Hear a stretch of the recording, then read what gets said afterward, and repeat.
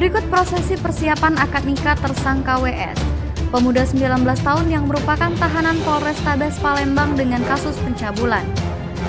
Setelah adanya kesepakatan antara kedua belah pihak, keluarga tersangka dan keluarga korban akhirnya menikahkan keduanya di ruang unit PPA dan difasilitasi oleh Kapolrestabes Palembang.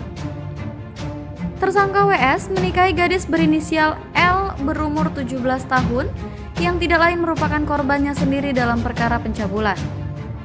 WS dan L merupakan warga Gandus melangsungkan prosesi akad nikah setelah sholat Jumat kemarin. Disaksikan oleh kedua keluarga dari mempelai.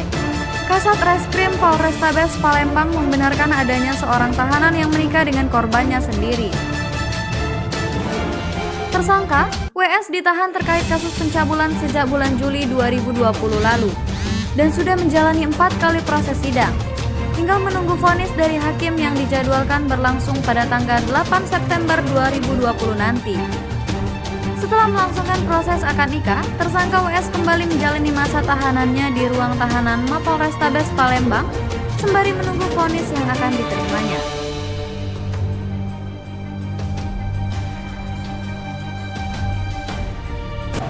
Tersangka kasus pencabulan yang ada di Polrestabes yang sedang kita tangani.